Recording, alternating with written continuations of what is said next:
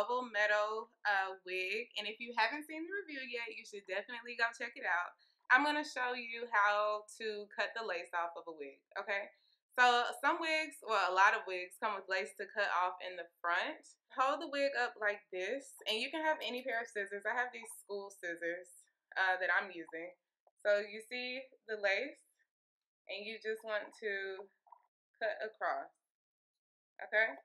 Now, what you want to be mindful of is these little, you can actually see like the dots of where the hair is sewn into the lace.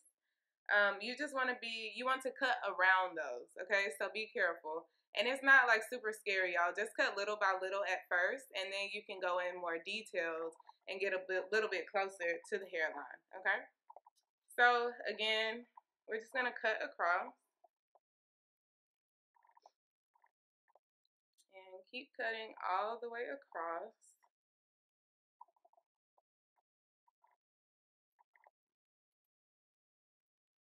If you cut a little bit of hair, you're not going to ruin the wig. It's all right.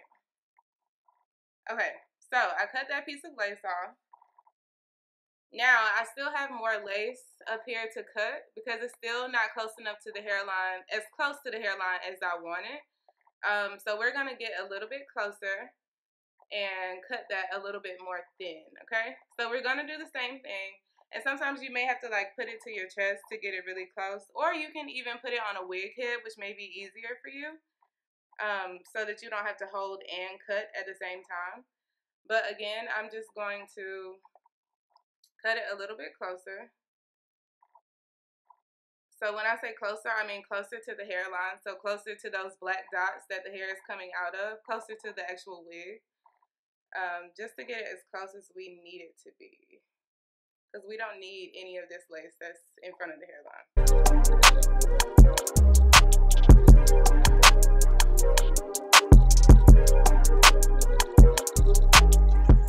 Alright, y'all, so I finished cutting off the lace, and this is what it will look like.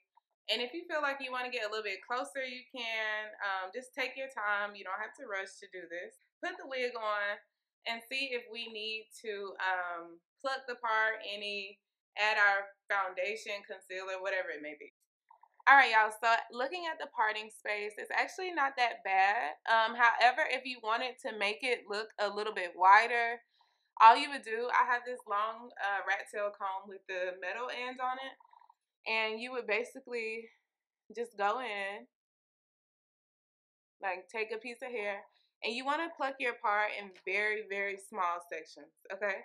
Because if you pull out a huge chunk and try to pluck that huge chunk at one time, you can put a hole in the lace and it can really mess up your wig. So what you're going to do is just like split the hairs, roll them around your fingers, hold down, and pull out, okay? And you pull that hair out. So that made our part a little bit wider. I think I'm also going to pluck it up here towards the front.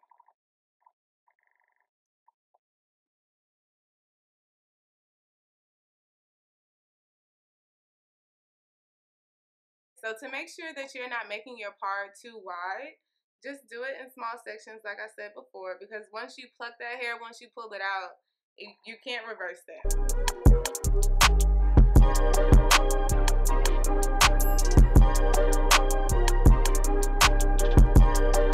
We can get into how to add foundation to your part. So I use powder foundation.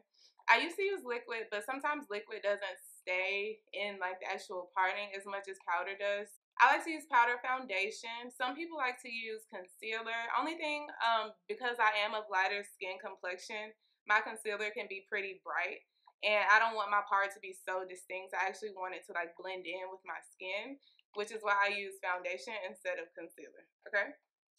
So if you're using powder foundation, and even if you're using liquid, all you do is take your brush, dip it on the powder, dip it in the liquid just a little bit. And basically you're going to take the brush to the parting and just put it down the parting space. Okay? And we can actually pluck more in the back, but I'm going to just skip that right now.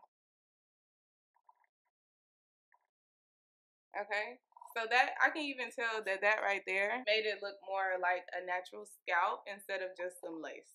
You can see how sometimes like it looks like it's going up like this and maybe a little humpy. It's just my braids under there because my part is here. Okay, so we put the foundation down. If you want to add more, you can. If you put too much, you can always brush it out. You can use a makeup wipe to, you know, brush out some. So you can't really mess this part up, okay? It's not permanent.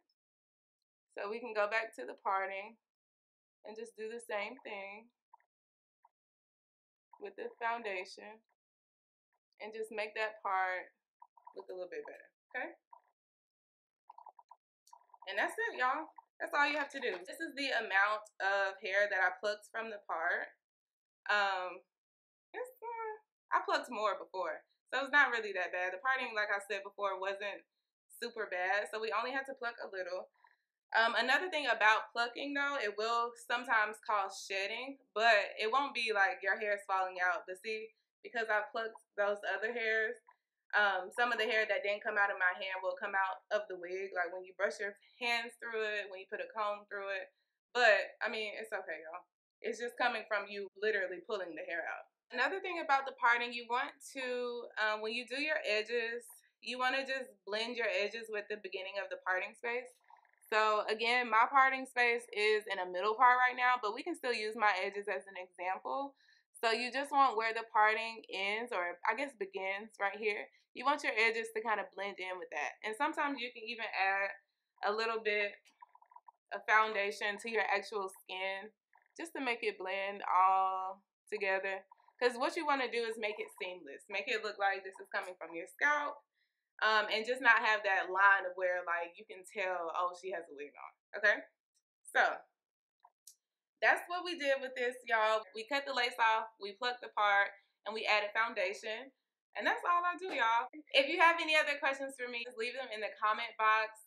And thank you for subscribing. If you haven't already, make sure you do. And I will see you in my next tutorial or my next wig review. Bye.